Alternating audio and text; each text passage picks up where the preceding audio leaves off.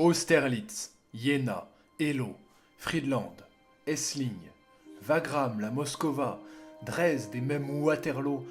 Oh oui, les cuirassiers, non pas eux, mais eux, ont brillé, au propre comme au figuré.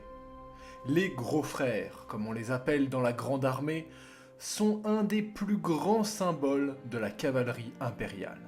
Après les corps francs ou encore les alpins, c'est à eux de prendre leur place bien méritée dans notre série des régiments de renom. Ils doivent leur spectaculaire succès et leur renommée à Napoléon. Et pourtant ce dernier n'a pas inventé leur nom, ni même leurs principes. Et on va le voir, leur épopée est loin de s'arrêter avec l'aventure impériale. Vous vous êtes peut-être déjà demandé, mais qu'est-ce que faisait mon ancêtre à l'époque napoléonienne? Après tout, il aurait pu être un cuirassier par exemple. MyHeritage, qui soutient la création de cette vidéo, peut vous aider. C'est le meilleur site pour retracer votre histoire familiale et bâtir rapidement et simplement un immense arbre généalogique.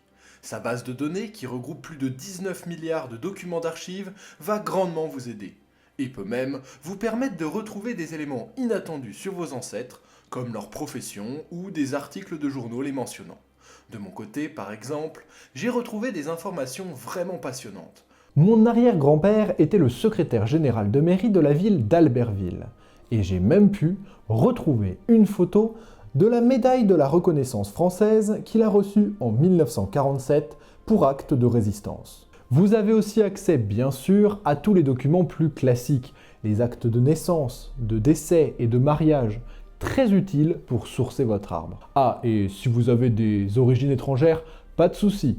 J'ai moi-même pu remonter jusqu'à 6 générations au-dessus dans les sources italiennes de ma famille. Avec des habitants du petit village de Curino dans le Piémont au milieu du 19e siècle.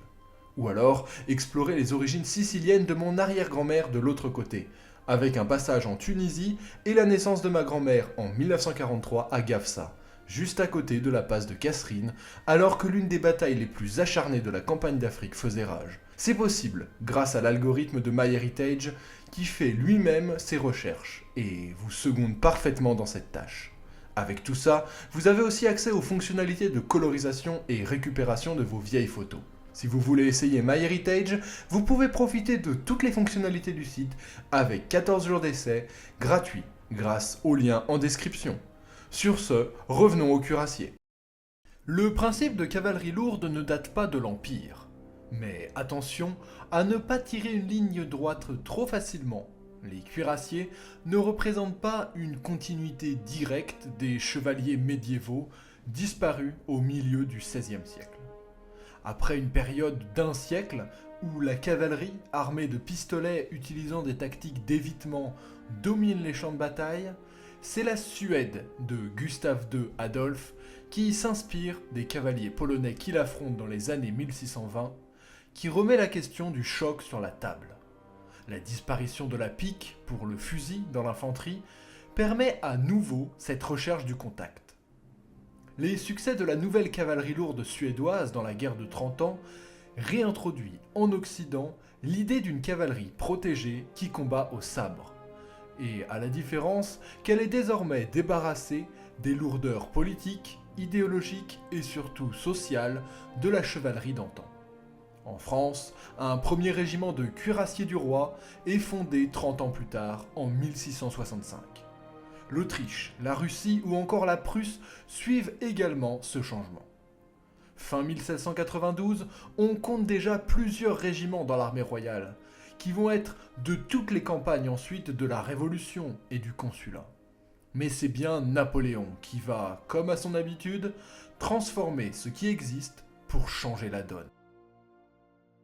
Son expérience, notamment celle de Marengo en 1800, où les charges de cavalerie lourde française retournent une bataille indécise, puis transforment la retraite autrichienne en déroute, le convainc. 5 premiers régiments de cuirassiers apparaissent dans l'organisation de l'armée du 12 octobre 1802. Un an plus tard, ces régiments de cavalerie deviennent officiellement régiments de cuirassiers. Le nombre est même porté à 12 régiments regroupés en 3 ou 4 divisions, soit un total d'environ 8000 cavaliers lourds, à la taille supérieure à la moyenne, au moins 1,73 m, et juchés sur des chevaux eux aussi impressionnants, au moins 1,65 m au garrot.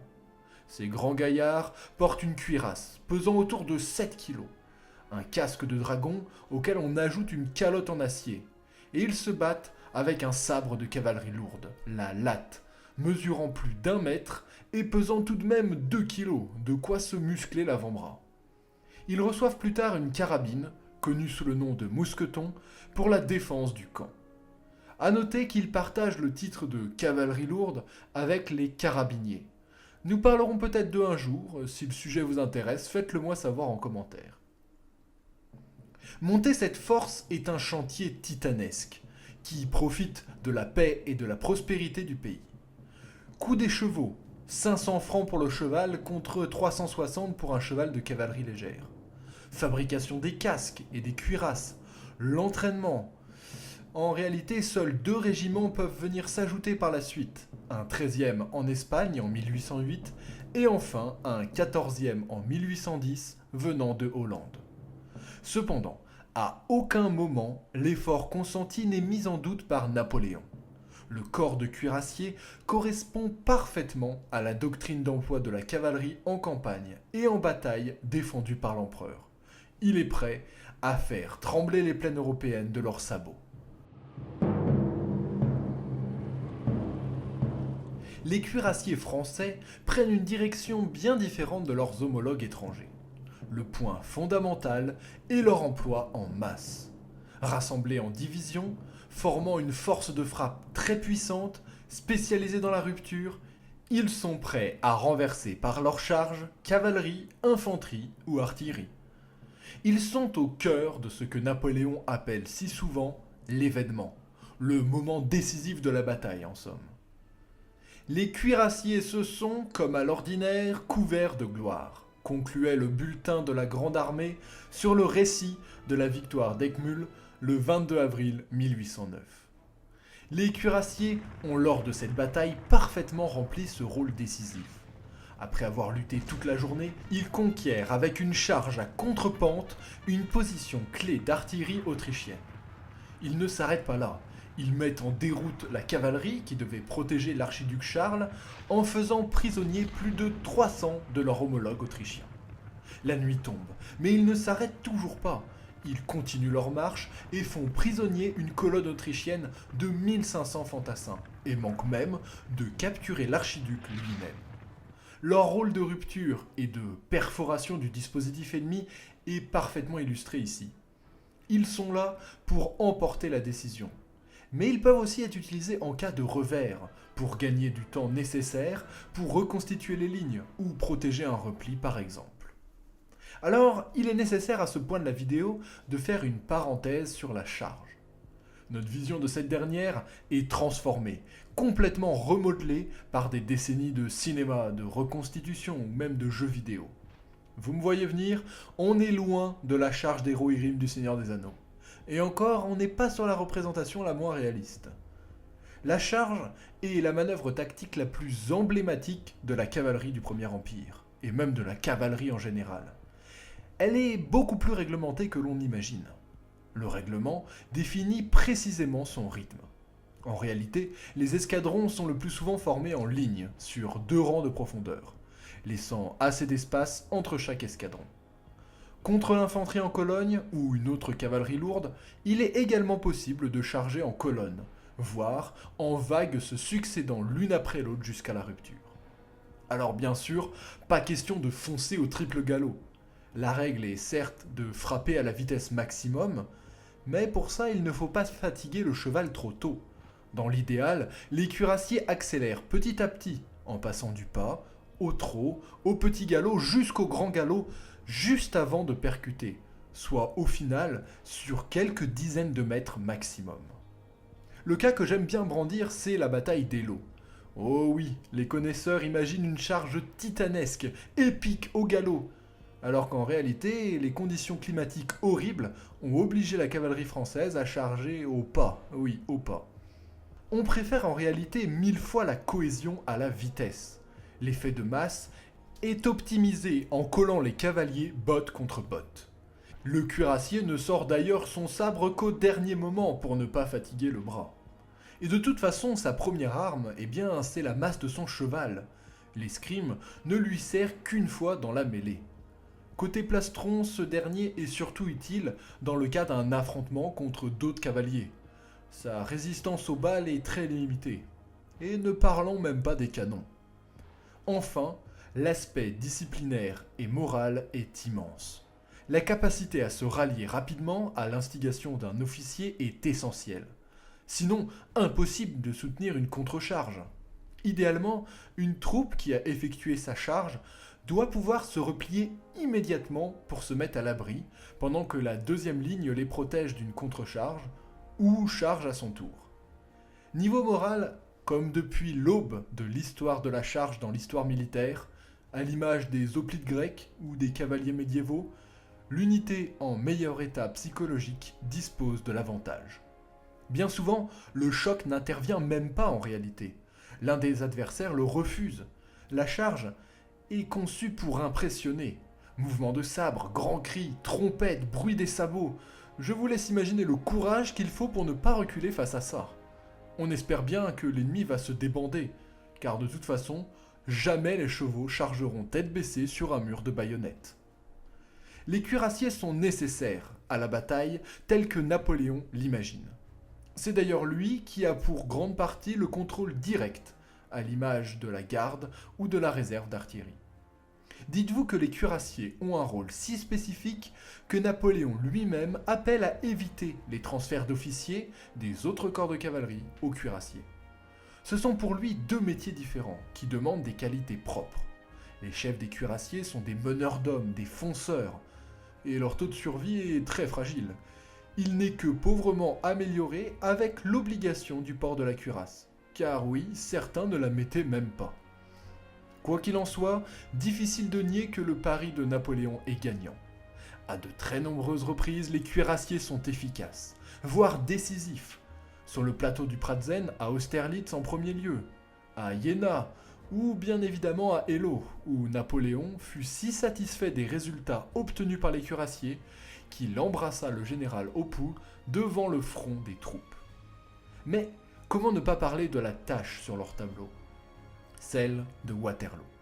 L'échec de leur charge résonne encore amèrement dans tous les cœurs des passionnés de la période. Ne nous trompons pas pour autant, les cuirassiers font une impression immense sur l'Europe, et la plupart des armées coalisées les adoptent, ils les maintiennent même après la bataille. Wellington lui-même déclara à ses officiers « Messieurs, vous ignorez peut-être quelle est actuellement la meilleure cavalerie d'Europe. Eh bien, c'est la plus mal montée de toutes, la cavalerie française. Depuis que j'ai eu personnellement à soutenir les effets de son audace et de sa détermination, je n'en connais aucune qui soit capable de la surpasser. » En France aussi, évidemment, l'aventure continue bien après le Premier Empire. À la suite de la défaite finale de Napoléon, le nombre de régimes est réduit de moitié et tombe à 6. Mais très vite, ils reviennent sur le devant de la scène. Charles X en ajoute 4 en 1825, maintenus par Louis-Philippe, et auquel Napoléon III ajoute encore 2 régiments supplémentaires pour sa garde en 1854, revenant au nombre de régiments de l'ère impériale. Pendant cette première moitié de siècle post-Napoléon Ier, la doctrine d'emploi n'évolue guère, mais en même temps, les occasions de s'en servir sont rares. Les cuirassiers participent certes à la campagne d'Italie de 1859, mais la Crimée et les conquêtes des colonies ne leur sont guère propices. À partir de 1865, les économies demandées et le manque de chevaux de qualité entament un lent déclin des effectifs. Mais survient l'été 1870 et la guerre franco-prussienne. Tous les cuirassiers sont alors engagés, avec des résultats malheureusement mitigés. À l'image de la campagne française, rien n'est optimal. Tout est fait en réaction pour colmater les fuites. Oh oui, un jour il nous faudra parler de cette guerre. Les charges sont lancées dans des conditions défavorables, souvent pour gagner du temps, et non pour porter un coup décisif comme au temps du Premier Empire. Les puissances de feu de l'infanterie et de l'artillerie ont en plus de ça nettement augmenté, n'arrangeant rien au tableau. En ça, la charge héroïque, mais vaine, de Reichshoffen, au son de « Camarades, on a besoin de nous, nous allons charger l'ennemi, montrons qui nous sommes et ce que nous savons faire, vive la France !» illustre parfaitement leur engagement de cette guerre. Après le conflit, 3 régiments participent à écraser la Commune de Paris. Et cette expérience de répression va influencer la Troisième République naissante. Ils peuvent servir dans le contrôle des mouvements syndicaux qui se multiplient avec la révolution industrielle. La présidence de la République se garde d'ailleurs 2 régiments en garnison à Paris, juste au cas où. De manière plus globale, elle va même persister à garder 12 régiments de cuirassiers. Et ce, jusqu'à la veille de la Grande Guerre, malgré les débats grandissants sur l'utilité et l'utilisation de la cavalerie dans la guerre moderne. Surtout pour des unités comme les cuirassiers, dont les missions ne sont pas la reconnaissance, mais bien la participation au combat. Ils commencent à apprendre à se battre à pied, donnant des photos assez rocambolesques, comme ces dernières, qu'on pourrait penser anachroniques, où l'on voit des cuirassiers, encore équipés de la cuirasse, manier des mitrailleuses. Quoi qu'il en soit, force est de constater, le débat était justifié, car la Première Guerre mondiale et la réalité des combats vont complètement bouleverser le corps des cuirassiers.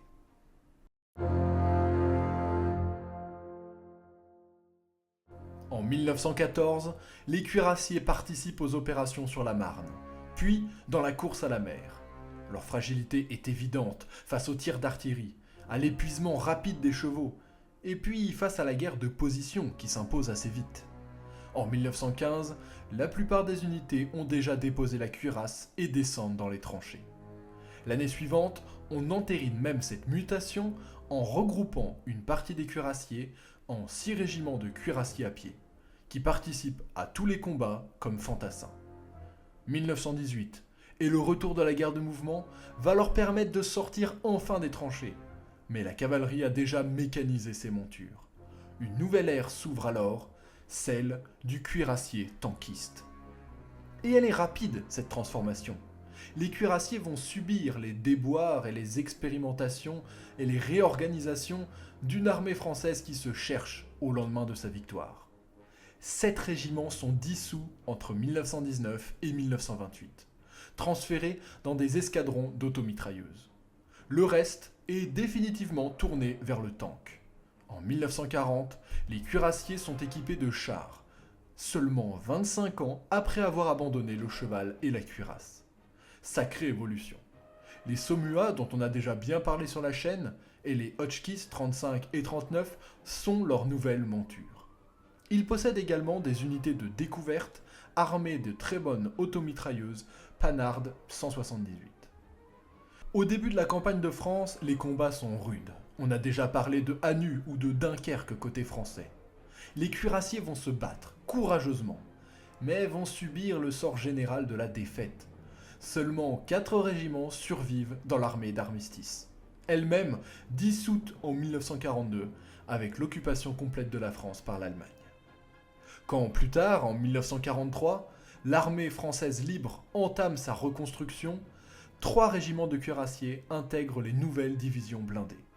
Ils sont équipés de matériel américain, et ils seront de tous les combats, en France à la Libération, notamment avec l'entrée dans Strasbourg, et ils sont rejoints par des unités créées de toutes pièces au fil de la Libération, notamment suite à l'incorporation des FFI.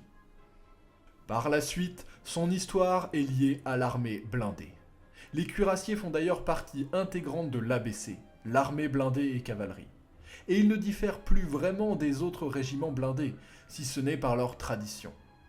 Ils sont équipés de chars légers, puis de Patton qui remplacent les Sherman. Et il ne reste pas l'arme au pied. Indochine, Algérie, dissuasion face au pacte de Varsovie. Côté matériel, retour au tricolore. L'AMX-30, entrée en service en 1967, devient progressivement leur nouvelle monture. Après la chute du mur de Berlin, dissolution et réorganisation s'enchaînent. Certains d'entre vous les ont peut-être même connus. Faites-le moi savoir si vous êtes passé par ces régiments ou avez des parents cuirassiers. Aujourd'hui, quoi qu'il en soit, il ne reste plus qu'un unique régiment de cuirassiers. 800 hommes, équipés de 60 chars Leclerc, intégrés à la 2e brigade blindée. C'est dans le Loiret que le 12e régiment garde la mémoire si forte de cette arme.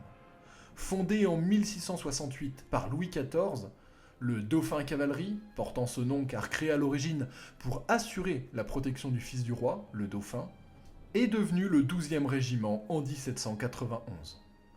D'Hollande au XVIIe siècle, au Mali en 2015, en passant par Austerlitz, Iéna, Friedland, Wagram, Leipzig, Waterloo, Solferino ou Strasbourg, qui de mieux que lui pour représenter les cuirassiers au cri de leur devise Pericula ludus, au danger mon plaisir. Merci à tous pour votre attention. Merci encore à MyHeritage pour avoir sponsorisé la vidéo. Le site vous aidera à créer votre arbre généalogique en utilisant son immense banque de données et son intelligence artificielle afin de retrouver vos ancêtres et de nombreux documents intéressants. Profitez de 14 jours d'essai gratuit avec le lien en description. Et vous, vos ancêtres, ils faisaient quoi lors de l'épopée napoléonienne ? Nous en avons terminé de ce récit, de cette unité si mythique. Rendez-vous sur la chaîne prochainement pour continuer à découvrir les régiments de renom, les armes mythiques ou les grandes batailles de notre histoire. N'hésitez pas à déposer en commentaire vos idées ou vos envies. Un petit j'aime ou un partage, ça aide toujours, en tout cas ça fait plaisir. Et d'ici là, que l'histoire soit avec vous.